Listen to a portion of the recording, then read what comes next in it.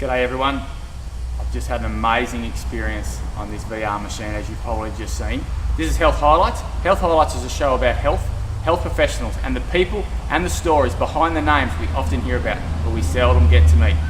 Now, I don't know if you've ever thought about the fact that rehab, there's so many forms out there of what rehab is, but most of you would never have thought that video games and virtual reality could actually have a part to play in rehabilitation of people who have had strokes and neurological conditions. But today we are here at Smart Minds, Smart Bodies with Ro Riley. How are you, Ro? Very good, Simon. Pleased to meet you. That is a wonderful Irish name. Are you Irish? No, not by biology, but by name. Okay, well, I love it. It reminds me of Faulty Towers, actually. So, look, VR is taking off around our world.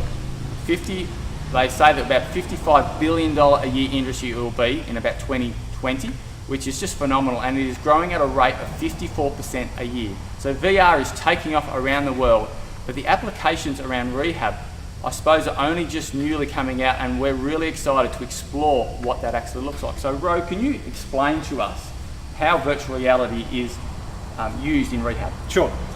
So what we're doing with virtual reality in our clinic here is using it as a platform. So what we want to do is basically, first of all, find out what people like and what they don't like, in terms of, I don't like being underwater, so then we're going to put them in an underwater environment. If they like riding a bike, we're going to put them on a bike. If they like driving tanks, we're going to put them in a tank. And then what we're going to find out is, okay, so what is the actual clinical task that we need to integrate with them? Is this a brain injury? Do you need more left-right hemispheric integration, or do you need more cardiovascular? So we tailor their VR experiences to exactly what it is they need. But for their point of view, they're just playing a game. And what's happening behind the scenes is what's important. So we're collecting data from multiple streams of biometric data. So we can compare each session about the effects that the experience is having on their system, and then tell them, okay, so here's where you started, here are your figures where you started, and here's 6 weeks later, here's where you are now. All they would be really aware of it, they were just playing games. Wow. Yeah. So how did you get into this whole area of virtual rehab? Because it sounds amazing, but I'd love to hear your story behind that. It's been a long time, Simon. I conceptualized these ideas, maybe more than 5 or 6 years ago, and VR has only become viable in a commercial sense about a year and a half ago. Wow. So we had one of the first set systems in Australia, and we've been using it every day with our clients since then, so we've racked up a lot of hours. And I think the thing is that VR is not a magic bullet, because it doesn't work like everything. It doesn't work for everyone all the time, but 90% of the people get really positive results. Because while they're immersed in that environment, their brain is so focused on the tasks they're doing. So in terms of lighting up their neural networks and giving them full access, to all of the capacity they do have, it's amazing. Wonderful. And so obviously I can see the passion that you have and the love that you have for it, which is just so great. So I was sitting on the bike over there with this contraption on my head. Can you maybe grab one of those and just talk us through what that actually is? Sure. And what I was experiencing, because it was amazing. Okay, so what we have here, Simon, is this is the headset from a HTC Vive virtual reality system. Now, what it does, essentially, it's an optical trick. Now, they've been working on it since the 1960s, and it's just come good now, and for first generation technology, it's amazing.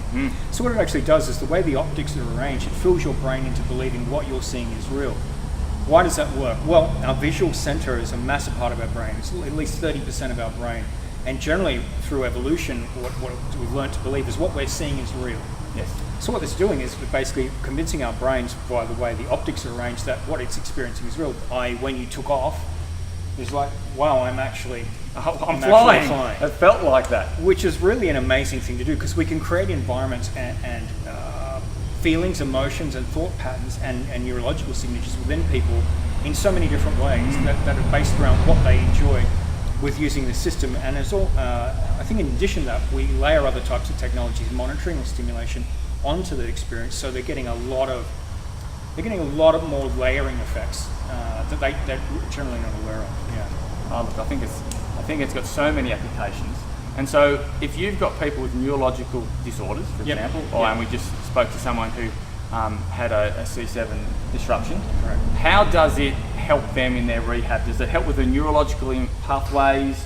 Is it more the fact that it just decreases their sense? Like, how does it work? Okay. So it works differently for different people in different conditions, but fundamentally in terms of Angus, so Angus has a high-level cervical injury. One of Angus's major challenges is pain. Now, one of the things that VR does beautifully, it can reduce pain by up to 70% instantly. Wow. Now, in terms of pharmacological agents, you have to be very highly dosed, and there are consequences for that systemically. Whereas VR, basically, it'll instantly take you there. So what that's doing is giving your brain a chance to experience, wow, I'm actually not feeling pain. And therefore the neural signatures or the peptides your brain is producing are altered, and what you want to try and do is suddenly turn that shift around from being all I know is pain to, hang on a second, I know this is normal. And by repeated exposure, it's like a training effect that you build up more real estate via more peptide exposure on a cellular basis than pain all the time. So is that, so when you whack your elbow and then you rub it and you Yes. get that sensation and it decreases the pain you feel? Yes. Is that really how the VR is working in some of these people with chronic pain? It's more the fact that the brain is so myopically focused on the experience of having, it's getting such a big dopamine hit that the dopamine hit basically overrides the pain. The pain. Wow. Yeah. And it doesn't seem to be reducing over time, which is interesting. Yeah. So what are the applications? So what can VR actually, what sort of things do you treat? Look, we generally treat complex neurological conditions. Yep. We treat also hypertension, stress. They're the main things we do. Look, VR is capable of doing a lot of things. Psychological challenges, depression. There's good evidence to suggest that we'll work with those. But for us here, with our specialty is really movement-based disorders. Wonderful. So you're seeing a lot of those clients at this point? Absolutely. Yeah, absolutely. And the thing is that, for the people who are into VR, and that's the majority of people, it's just a wonderful way to introduce complex movement. Yep. So traditionally, you would be those people to do sort of more linear-based physical movements. Absolutely. This is a chance to play and get back to complexity and getting your brain really activated. So it's all about that mind-body connection, getting your brain switched on, then using that focus, getting in that additional dopamine hit, bring all your circuitry online to actually direct towards a task. And so that's obviously building the neurological connections and getting, particularly if you've got an arm that's not working neurologically, it's actually helping them visualize moving that arm, and so therefore that's recreating that neurological pathway for recovery. Correct. That's fantastic. I just think that's just Yeah. such a great way of using the technology Yeah. to actually help people who are in those conditions. Well, it's a really exciting time because, as I said, this is first generation technology. This is the equivalent of our mobile phones, first mobile phones. Wow. And this is going to change radically over the next 3 years. It will look nothing like this. Right. So, So the technology is really advancing quickly in this whole area? Massively. Yep. Yeah, massively. And really what it comes down to is the headset's one thing, but the computer that drives it is the real crux of it. If you want a good experience, you need a substantially powerful computer to drive it. Now that may change as microcomputing gets even more powerful, but at the moment, that's the state of the nation. Yeah. So I'm sure a lot of people are out there saying, well, what's the difference between VR in terms of engagement and emotions and things, and say just watching TV? Yeah, that's a really relevant question. And so when you watch TV or you watch a screen, you're, in psychological terms, disassociated. Yes. Okay, so your system then operates on a disassociated format, so it's on idle, and because of the flicker rate of a TV, it's designed to change your brainwave patterns into a more, I am sedated and relaxed. That's why we do it. VR is the complete opposite. When you're in VR, you are associated. Oh, you are. Completely. I You're can tell you. switched on. Yeah, and so what that's doing is your actual brainwave state is gone in an upwards direction instead of a downwards direction. So that's fantastic in terms of learning. And the way that we structure it is that it's based on what's called human learning theory. So there's a task, there's a reward. There's task, reward, task, reward. So you're getting this type of sinusoidal task, reward type activity during the course of the session, which leaves people ending their session having worked very hard, but walking out and go, wow. Yeah, feels absolutely. really good. It does. And so, looking into the future, is there anything that VR, the potential is out there that you've heard that could potentially change the way rehab is done in a few years? Like you're saying, there's lots of technology being done, but is there something that could really just break it open? Yeah, I think that actually that's the type of things we're working on here right now is in more locomotion. Yep. So the types of things we're looking at next are what's called omnidirectional virtual reality treadmills. Yes. So instead of a conventional treadmill where you're linear and omnidirectional in VR, so every time you take a move or walk or run or jump, strafe, it follows you millimeter by millimeter. So then we can get locomotion for people learning to walk again.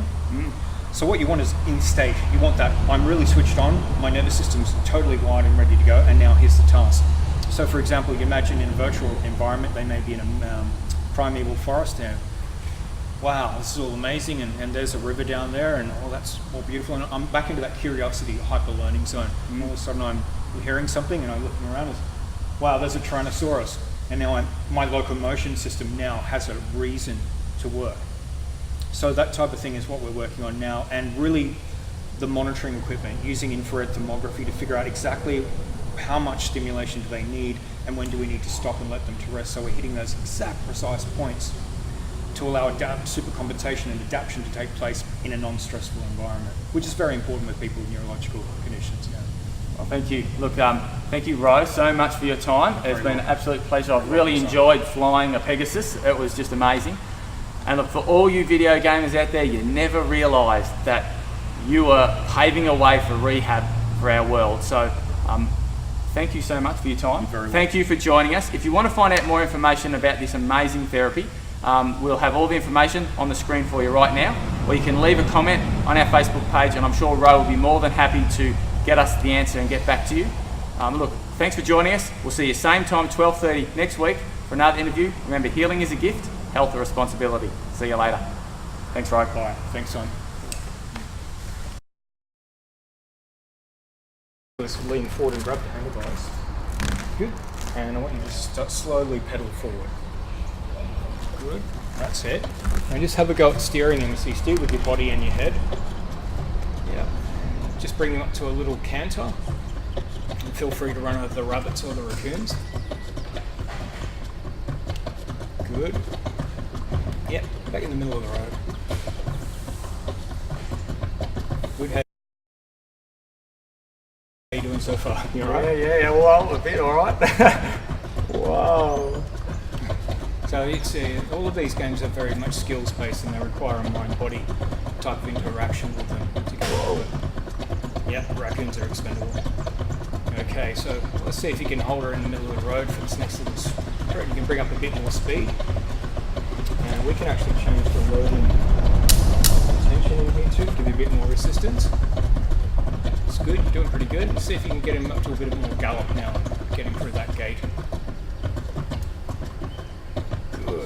Really good. You're natural. Perfect. So what we're going to do is once we get up onto this next ridge, we're going to line up straight, get some speed up, and then we're going to have a go at flying. Looking good, son. Nice and steady.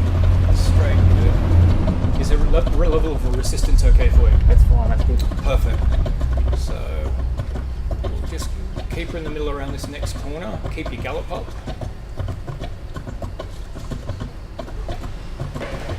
A bit harder on the corners, isn't it? The speed. Alright, so we'll just get around this corner now. Doing really well. Good. And once we get through the next gate, we're going to pick up and we're going to accelerate again.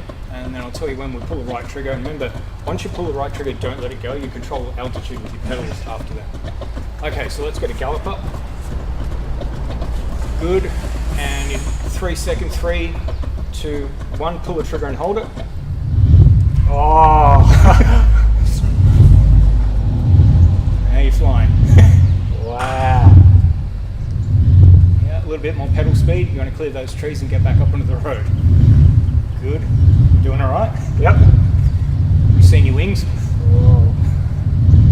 All right, so left turn and line him up with the road again. Yeah, just keep your altitude up. Turn tight, lean and turn tight. A bit more height. Good, and see if you can plug in. Yeah, landing's going to be a little tricky. Wow. So you get the idea. I do. Wow. Hold still for me and I'll just pull the headset off. Welcome to Pegasus. Wow, that was awesome.